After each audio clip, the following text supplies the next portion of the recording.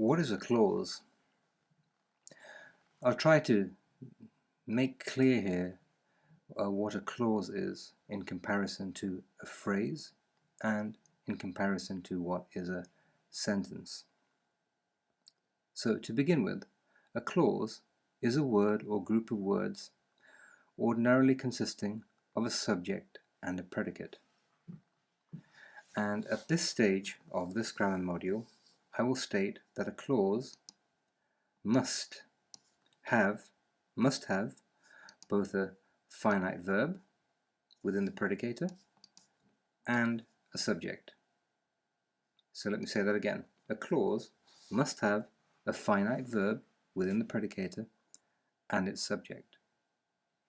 Now let's look at some examples here. In 1 and 2 here, the clause has both a subject, the dog, and there's a finite verb here, was. Was running is the predicator, and was is the finite verb there. And so this qualifies to be a clause. You can see it has a sense of completion. You can stop there. The dog was running through the yard. And in 2, Alexander is a wonderful boy. So these are both clauses.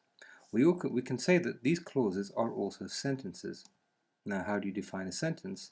A sentence begins with a capital letter and ends with a full stop, and it has a sense of completion in the utterance there.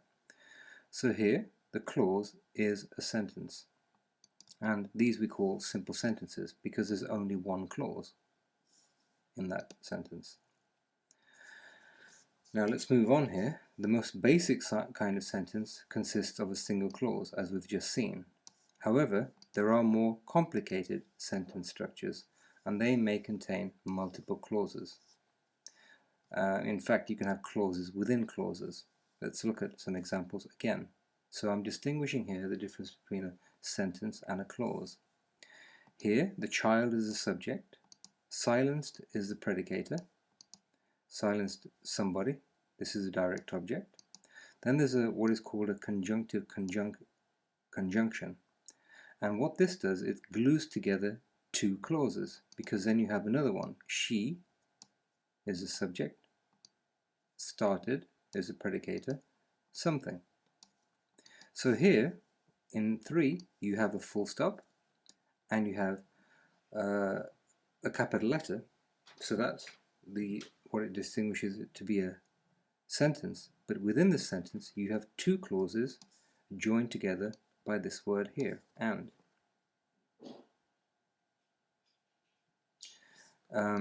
We'll look at 3a in a moment. If we look at 4, what we've done now is she silenced the crowd, that's one clause, and she started singing, that's another clause. But in this case, there is another kind of construction here because of this subordinating conjunction after. So instead of having, as in 3, you've got two clauses and they're of equal value, one thing happened after the other. Because of this word here, after, this is what is called a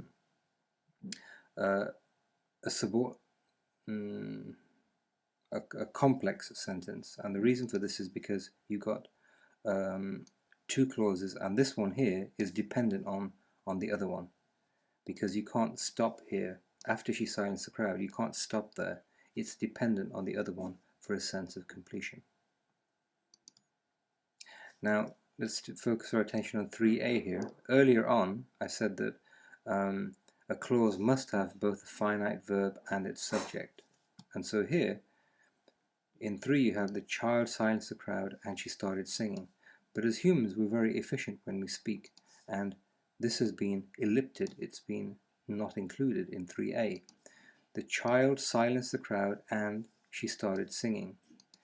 The she is underförstått, it's ellipted, it's there, but efficiency in our speech means that we don't include it, or in fact even in our writing. However, this here is a sentence with two clauses, because we accept that this refers to the child here. We only do this when the subject is missing, not the predicate.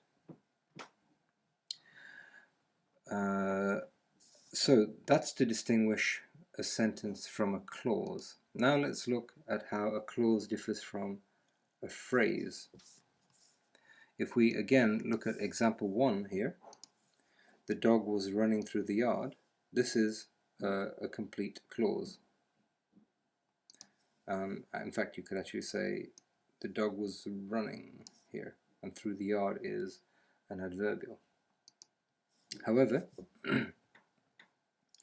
here within this clause, the clause is made up of parts. It's made up of the dog. That's the function of the dog, is it's a subject. However, how is it realized? It's realized as a noun phrase. So you have the dog.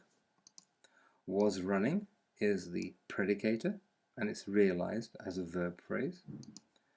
Through the yard is an adverbial, and it's realized as a prepositional phrase. And the yard is, this part here, is a noun phrase, and this noun phrase is within the prepositional phrase. So I hope this has been helpful for you. Now later in this grammar module, we'll also be looking at something called a non-finite clause. But we leave that for the time being. So just for now, we work with the definition that a clause, I go back up to the top here, we work with the definition that a clause must have both a finite verb and its subject. But we keep in mind that sometimes, as in 3a, the subject might be ellipted.